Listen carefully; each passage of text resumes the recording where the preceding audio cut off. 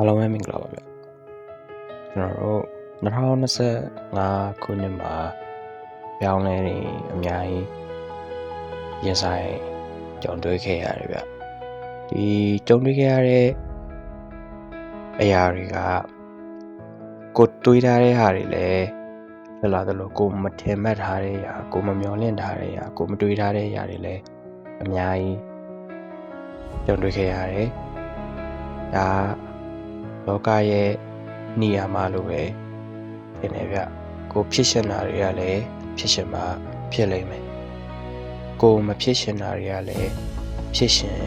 ဖြစ်လာလိမ့်မယ်ကိုတားဆီးလို့မရဘူးပေါ့နော်ကျွန်တော်တို့ကြုံတွေ့လာရတဲ့အရာတွေပေါ်မှာဘယ်လိုတုံ့ပြန်မလဲဆိုတော့ရွေးချယ်လို့ရတယ်ပေါ့ဒါကြောင့်ဒီ2025ခုနှစ်မှာကျွန်တော်ဒီနှစ်ပတ်လုံးကိုတုံ့တက်မိတဲ့အရာတစ်ခုကဘာလဲဆိုတော့စိတ်ပိုင်းဆိုင်ရာနဲ့ပတ်သက်လို့ပေါ့ကျွန်တော်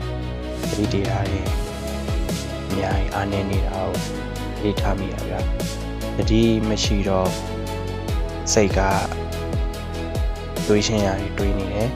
တွေးရှင်းရတယ်တွေးတဲ့အတွက်ကြောင့်လို့အပြစ်မှာလှုပ်ရှင်းရတယ်လုံနေမိတယ်ရန်ကို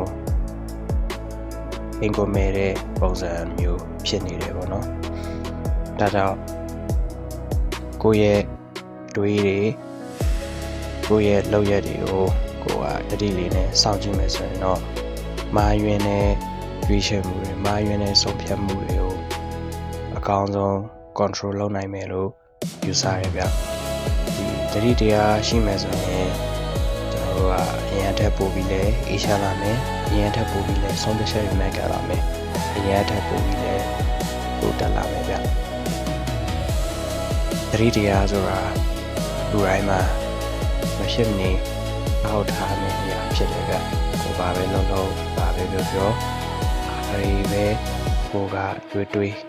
တတိလေးနဲ့အားပြီးတော့လုပ်မယ်ဆိုရင်ကိုသွားနေတဲ့လမ်း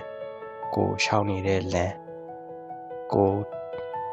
တွေ့နေတဲ့လူတွေနဲ့ပတ်သက်လို့ကိုကအဆင်ပြေမှုတွေများစွာကြုံတွေ့ရမှုအတွက်ခွင့်လန်းကောင်းနေရမှာဖြစ်တယ်ဗျ။ဒါကြောင့်ကိုကငင်းကနေစပြီးတော့မှကိုလှုပ်တဲ့ຢာတွေကိုမလုပ်ပဲနဲ့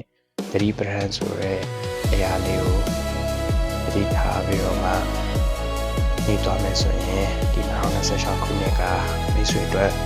အကောင်းဆုံးနှစ်ဖြစ်မှာတခြားပါရဲ့ဗျ။အားလုံးကျေးဇူးများတင်ပါတယ်ဗျ။ကျွန်တော်ကတော့ပြန်ထပ်ပါအားလုံးပဲနောက်ဗီဒီယိုမှာပြန်လည်ဆုံတွေ့ကြ